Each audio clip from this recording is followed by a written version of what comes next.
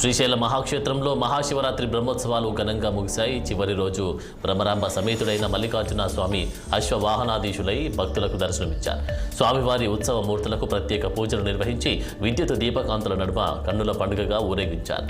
బ్రహ్మోత్సవాల ముగింపులో భాగంగా ఆలయ ప్రాంగణంలోని అక్కమహాదేవి అలంకార మండపంలో స్వామి అమ్మవార్లకు వివిధ రకాల పుష్పాలను సమర్పించారు. ఈ కార్యక్రమంలో ఆలయ ఈవో పెద్దిరాజు దంపతులు, అర్చకులు పెద్ద ఎత్తున భక్తులు పాల్గొన్నారు. గుంటూరు జిల్లా తెనాలిలో ఓ మహిళ ఆత్మహత్య రాష్ట్ర వ్యాప్తంగా సంచలనం సృష్టించింది.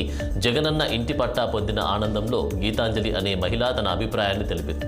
దీంతో ప్రతిపక్ష పార్టీకి చెందిన కార్యకర్తలు ఆమెను సామాజిక మాధ్యమాల్లో వేధింపులకు గురి చేశారు. ఆ వేధింపులు తట్టుకోలేక గీతాంజలి ఆత్మహత్య చేసుకున్నట్లు ఆమె భర్త పోలీసులకు ఫిర్యాదు చేశారు. విషయం తెలుసుకున్న మాజీ మహిళా కమిషనర్ వాసిరెడ్డి పద్మ స్పందిస్తూ గీతాంజలి కుటుంబానికి ప్రభుత్వం అండగా ఉంటుందని హామీ ఇచ్చారు. కర్ణాటక ప్రభుత్వం కాటన్ క్యాండీని బ్యాన్ చేసింది. కృత్రిమ ఫుడ్ కలర్తో చేసే గోబీ మంచూరియా, కాటన్ క్యాండీ విక్రయాలపై నిషేధం విధిస్తూ ఉత్తర్వులు జారీ చేసింది. వీటి తయారీలో భాగంగా రంగుల కోసం రొడమైన్ బి అనే రసాయనిక ఏజెంట్ని వినియోగిస్తున్నారని, ఇది ఆరోగ్యానికి హానికరమైందని తెలిపింది. అందుకే వీటి తయారీలో కృత్రిమ రంగు వాడకుండా నిషేధం విధించినట్లు రాష్ట్ర ఆరోగ్య శాఖ వెల్లడించింది. ఒకవేళ ప్రభుత్వ ఆదేశాలను ఎవరైనా ఉల్లంఘిస్తే వారిపై food safety and quality act ప్రకారం చట్టపరమైన చర్యలు తీసుకుంటామని హెచ్చరించింది.